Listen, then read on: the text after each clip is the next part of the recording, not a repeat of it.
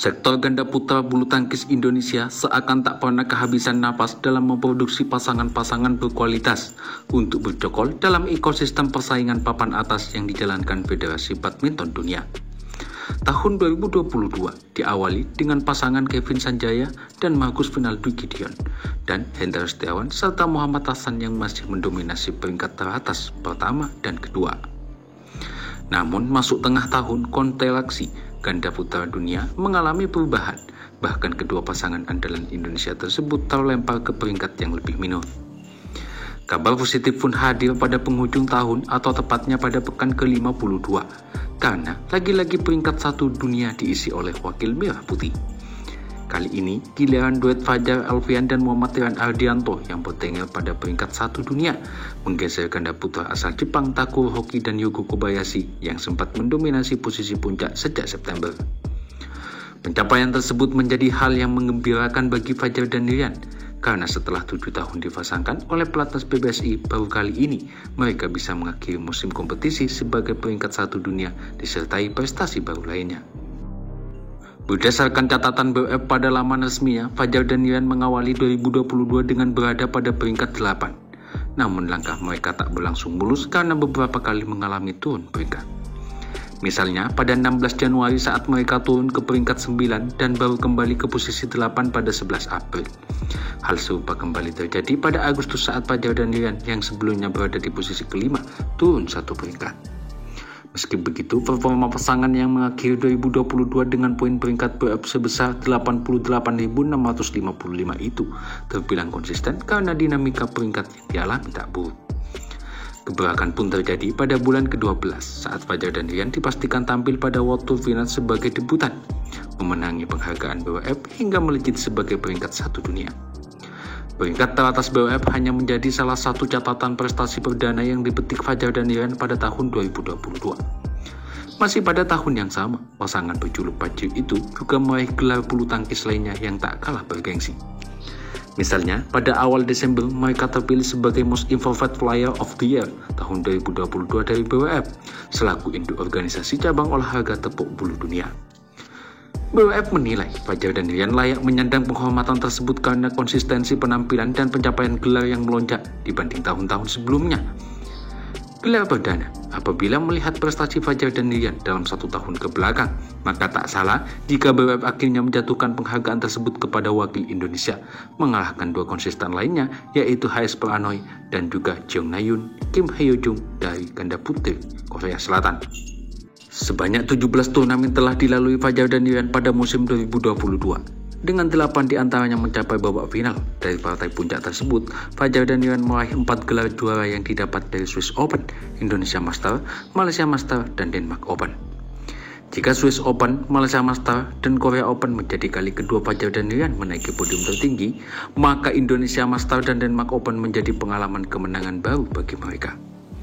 Gedung Istora Gelora Bung Karno Senayan menjadi saksi bagi Fajar dan Rian yang pertama kali angkat trofi dari ajang Indonesia Master. Tak hanya itu, Fajar dan Rian pun secara perdana mengangkat turnamen berlevel BWF Super 750 lewat keikutsertaan di Denmark Open. Fajar dan Rian mendulang kemenangan di Denmark usai mengalahkan rekan senegara Kevin dan Marcus pada laga yang dituntaskan dalam 2 game langsung tersebut. Kualitas mental Fajar dan Rian telah terbentuk berkat kemenangan dari 3 turnamen sebelumnya. Saat menghadapi poin kritis, Fajar dan Rian tak mudah goyah dan mampu mengatasi tekanan yang baik.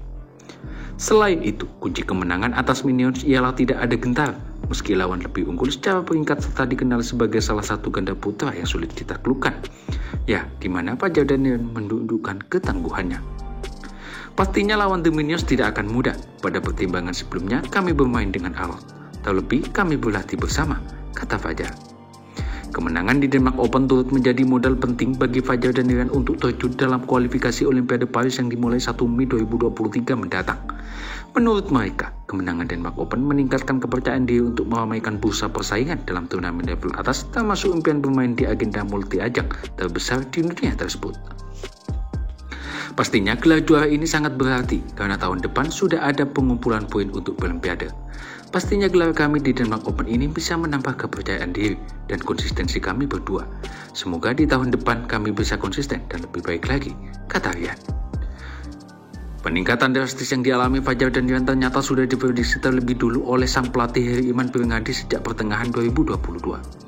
Saat ditemui di sela-sela kegiatan Piala Thomas Uber di Bangkok, Thailand, pelatih berjuluk Naga Api itu menilai konsistensi permainan Fajar dan Rian mulai terbentuk meski saat itu belum membuahkan gelar juara.